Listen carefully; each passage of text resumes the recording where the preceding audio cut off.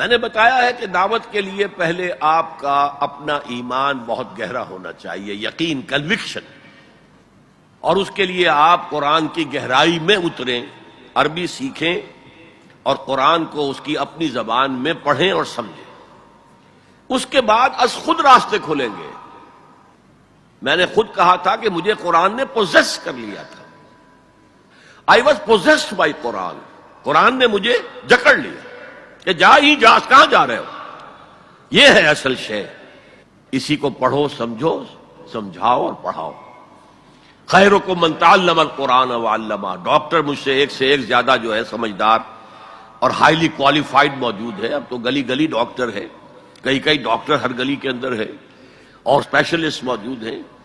لیکن یہ کہ ایک خاص اللہ نے مجھے ایک صلاحیت عطا کی ہے کہ میں جدید تعلیم یافتہ لوگوں تک قرآن کا پیغام پہنچا سکتا ہوں، کہ وہ دلچسپی سے میری بات سنیں۔ ایک کمیونیکیشن ہے جو گیپ نہیں ہے میرے اور ان کے درمیان۔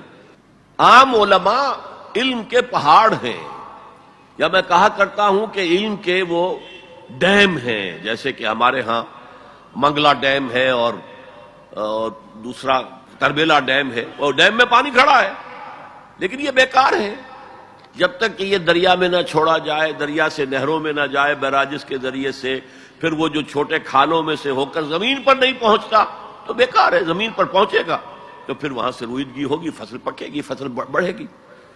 اسی طرح وہ علم کے تو ہیں ڈیم، لیکن ان کی کمیونیکیشن نہیں رہی۔ وہ آج سے کئی سو سال پہلے کی فضا میں رہ رہے ہیں، وہ علوم وہ پڑھ رہے ہیں جو اس وقت مرتب ہوئے تھے، انہی کی اصطلاحات میں پڑھ رہے ہیں، جدید اصطلاحات مجھے انہیں معلوم نہیں۔ تو ایک گیپ آف کمیونیکیشن ہے، اور وہ صرف ایک، جسے آپ کہتے ہیں کہ جنریشن گیپ نہیں ہے، سینچریز گیپ ہے۔ لہذا ان کا علم جو ہے معاشرے کے اندر پھیل نہیں رہا۔ اللہ نے ایک صلاحیت دی تھی اور میں نے اس کے لیے پھر اپنے آپ کو وقف کیا ہے۔ اللہ کا شکر ہے، اللہ کا فضل ہے۔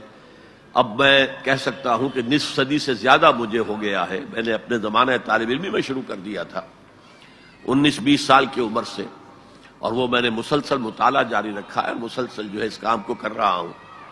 تو وہ جو حفیظ نے کہا ہے کہ تدوین و تکمیل فن میں جو بھی حفیظ کا حصہ ہے، حفیظ جالندری، نصف صدی کا قصہ ہے، 2-4 برس کی بات نہیں۔ تو میرا معاملہ بھی یہ کہ میں کہہ سکتا ہوں کہ نصف صدی سے میں یہ کام کر رہا ہوں۔ اللہ کا شکر ہے کہ اس نے مجھے اس کی توفیق عطا فرمائی۔ اللہ سے دعا کریں اور خود جتنا بھی کام کر سکتے ہوں اس سے اپنے آپ کو بری نہ سمجھے کہ کوئی بڑا لیڈر آئے گا تو میں کام کروں گا۔ کیا پتا آپ میں سے ہی اللہ کسی کو اٹھا دے۔ تو اس سٹرگل کو پوسٹ پون نہیں کرنا ہے، start it, begin it in the right earnest. پھر کیا پتا اللہ تعالیٰ کہاں سے ہمیں قیادت عطا کر دے، ہمارے اندر ہی سے ابھر کر آ جائے۔ اللہ تعالیٰ جو ہے مردوں کو زندہ کرتا ہے تو مردہ قوم کو اثر نو زندگی دے دے۔ بنی اسرائیل مر چکے تھے، ختم ہو چکے تھے، ان کا کعبہ گر چکا تھا، ان کی 2 اینٹیں سلامت نہیں رہی تھی، ایک متنفس نہیں رہا تھا یروشلم کے اندر، ایک متنفس۔ حضرت عزیر نے اسے دیکھ کر کہا تھا اللہ یحیی ہذہ اللہ بعد موتہا، کیسے اللہ اس شہر کی بربادی کے بعد اسے دوبارہ آباد کرے گا؟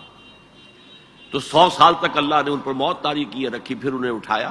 اس عرصے میں وہ انقلاب آ چکا تھا، بیبیلونیا پر حملہ کیا ایران کے بادشاہ سائرس نے، کہ خورس نے، اور اجازت دے دی جاؤ اور جا کر اپنا شہر دوبارہ آباد کر لو، اپنا ٹیمپل دوبارہ بنا لو۔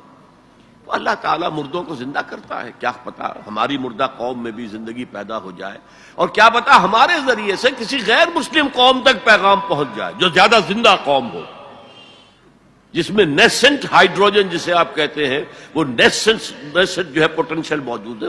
ٹھیک ہے، ذریعہ ہم بن جائیں۔ تاتاریوں کو آخر کنورٹ کر دیا تھا کہ نہیں؟ جن کی اسلام دشمنی جو ہے وہ آپ پر ظاہر ہے، میں اسے بیان کر چکا ہوں۔